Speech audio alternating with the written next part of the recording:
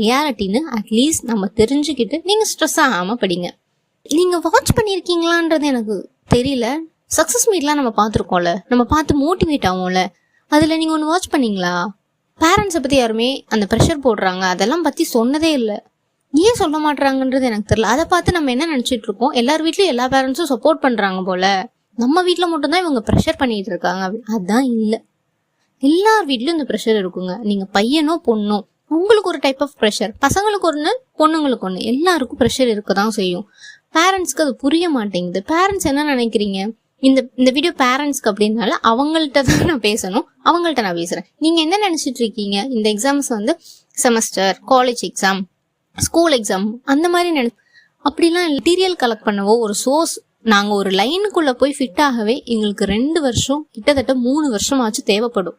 இதை சொன்னால் வந்து யாருமே எடுத்துக்க மாட்டாங்க. அது எப்படி ஃபர்ஸ்ட் அட்டெம்ப்ட்ல யாருமே கிளியர் பண்ணலையா அப்படின்லாம் கேட்குறாங்க பேரண்ட்ஸ். பட் நீங்கள் எதிர்பார்க்கறது தப்பு இல்லை, கண்டிப்பாக முடியும் ஃபர்ஸ்ட் அட்டெம்ப்ட்லேயே, நான் இல்லைன்னு சொல்லலை. பட் எல்லாருமே ஃபர்ஸ்ட் அட்டெம்ப்ட்ல போனால் அது எப்படிங்க சாத்தியம்? கொஞ்சம் உங்கள் பசங்களுக்கு கொஞ்சம் டைம் கொடுங்க. அவங்க வந்து இந்த 3 இயர்ஸ் என்ன 3 வருஷமா நீ என்ன பண்ண, அது வந்து உங்களுக்கு நாங்கள் எப்படி சொல்கிறதுன்னு எங்களுக்கு தெரியல. 3 வருஷமா நாங்கள் சோர்ஸ் அழகாக கலெக்ட் பண்ணி வச்சுருக்கோம், இதுதான் படிக்கணும், இந்த யூடியூப் சேனல் நல்லா இருக்குது, இந்த சார் நமக்கு செட் ஆவார், இதெல்லாம் கண்டுபிடிக்கவே எங்களுக்கு 2-3 வருஷம் ஆச்சுங்க. இந்த டைமில் வந்துட்டு கரெக்டாக இந்த டைமில் நீங்கள் ப்ரெஷர் போட ஆரம்பிச்சிங்கன்னா இந்த டைம் தான் நாங்கள் படிக்கிற டைம். இப்போ நீங்கள் எங்களுக்கு கொஞ்சம் டைம் கொடுத்தீங்கன்னா இன்னும் ஒரு வருஷம் இல்லைன்னா ஒரு 6 மாதத்துலேயே நாங்கள் படிக்க வேண்டியது ரெடியாக இருக்குது, டக்கு டக்குன்னு படித்து நாங்கள் வந்துடுவோம். ஆனால் அந்த நேரத்தை நீங்கள் சொதப்பி எங்களை டிமோட்டிவேட் பண்ணி எங்களை ஸ்ட்ரெஸ் பண்ணி நாங்கள் அந்த இடத்துல தடுமாறி வெளியே போயிடுறோம். இந்த ஃபீல்டை விட்டு இப்படி வெளியே போனவங்க நிறைய பேர் நானே பார்த்துருக்கேன், என்னுடைய ஃப்ரெண்ட்ஸே பார்த்துருக்கேன். அதுவும் இல்லாமல் அவங்க வேறு ஃபீல்டு போயிட்டு அங்கே அவங்களால நிம்மதியாக வேலை பார்க்க முடியலை.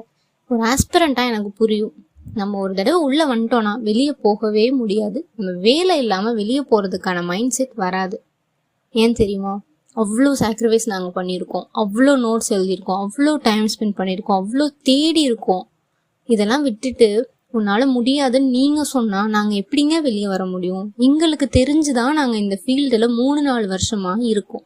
எங்களுக்குள்ள ஒரு ஹோப் டெய்லியும் இருந்துகிட்டே இருக்குது. நாங்கள் ஒரு நாள் எங்களுக்கு என்ன வேணுமோ அதை நாங்கள் ஆயிடுவோன்னு. அதனால தான் எங்களை கொஞ்சம் ப்ரெஷர் பண்ணாமல் இருந்தாலே போதும். உங்கள் பையன் பொண்ணு மேலே நம்பிக்கை வைங்க, அந்த நம்பிக்கையை ப்ரெஷர் மட்டும் பண்ணாதீங்க, ப்ரெஷராக மாறிடுது. அதுதான் தப்புன்னு சொல்கிறேன்.